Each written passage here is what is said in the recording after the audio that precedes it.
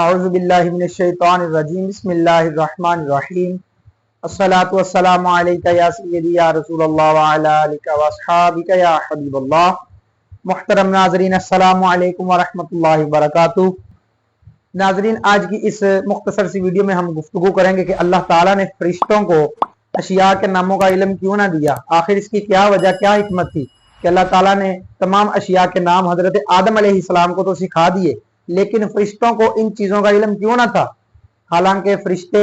معصوم ہیں اور کئی ہزار سالوں سے وہ اللہ تعالیٰ کی عبادت کرتے رہے، تو پھر بھی اللہ تعالیٰ نے انہیں اشیاء کے نام کیوں نہ دیے؟ اور حضور علیہ الصلوۃ والسلام کے علم کی کیا شان ہے؟ کچھ مختصر سی اس پر بھی گفتگو کریں گے۔ اللہ تعالیٰ ہمارا پڑھنا اور سننا اپنی پاک بلند بارگاہ میں قبول فرمائے۔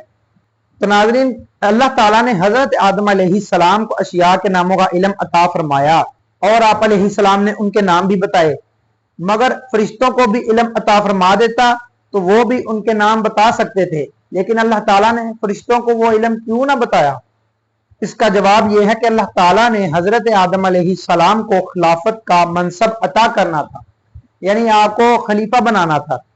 اس لیے آپ علیہ السلام کو پہلے تمام اشیاء، ان کے ناموں اور ان کی کیفیات کا علم عطا فرمایا گیا، اور فرشتوں کو چونکہ منصب خلافت پر فائز کرنا مقصود ہی نہ تھا، اس لیے انہیں ہر چیز اور ان کے نام اور کیفیت کا علم عطا نہ کیا گیا۔ اس لیے اللہ تعالیٰ نے آدم علیہ السلام کو اشیاء کے علوم اور ان کی کیفیات کا علم عطا فرمایا۔ اللہ تعالیٰ نے حضرت آدم علیہ السلام کو تمام اشیاء کے علم عطا فرمائے اور ان کی کیفیات بھی بتا دی، ان کے بنانے کی جو وجوہات تھیں اس کا بھی علم عطا کر دیا۔ اتنا علم ہونے کے باوجود علماء کرام لکھتے ہیں کہ حضرت آدم علیہ السلام کا علم اس قدر وسعت کے باوجود حضور نبی کریم صلی اللہ تعالی علیہ وآلہ وسلم کے علم کے سمندر میں سے ایک قطرہ ہے۔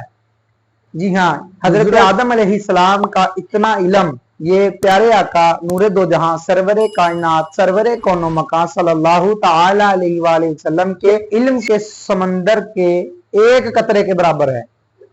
امام بصیری رحمت اللہ تعالی علیہ اپنے قصیدہ حمزیہ میں فرماتے ہیں: لَقَذَاتُ الْعُلُومِ مِنْ عَالِمِ الْغَيْبِ وَمِنْهَا لِآدَمَ الْأَسْمَاءِ، یعنی یا رسول اللہ، غیب جاننے والے رب کریم کی طرف سے آپ کو علوم کی اصل حاصل ہے، اور حضرت آدم علیہ السلام کو حاصل تمام اشیاء کا علم آپ کے علوم کا ایک حصہ ہے۔ اور اس کے علاوہ علامہ احمد صاوی رحمت اللہ تعالی علیہ اس کی شرح میں فرماتے ہیں، یعنی جو امام بصیری رحمت اللہ علیہ نے قصیدہ پڑھا، اس کی شرح کرتے ہوئے امام احمد صاوی فرماتے ہیں کہ حضرت آدم علیہ السلام کا علم ہمارے نبی کریم صلی اللہ علیہ وآلہ وسلم کے علم سے ماخوذ ہے، کیونکہ حضور علیہ السلام کو علوم کی اصل بلکہ ہر کمال کی اصل عطا کی گئی ہے، اور حضرت آدم علیہ السلام نے اپنے علوم کے ذریعے، جو کہ علم مصطفیٰ کا ایک حصہ ہے، صرف فرشتوں کو عاجز کیا، جبکہ حضور علیہ السلام نے اپنے علوم کے ذریعے ساری مخلوق کو عاجز کر دیا، اور یہی بات حق ہے اور سچ ہے۔ اللہ تبارک و تعالی ہمیں حضور علیہ السلام کے نقش قدم پر چلتے رہنے کی توفیق عطا فرمائے، اور آپ کی عظمت و شان کو دل و جان سے قبول کرنے کی توفیق عطا فرمائے۔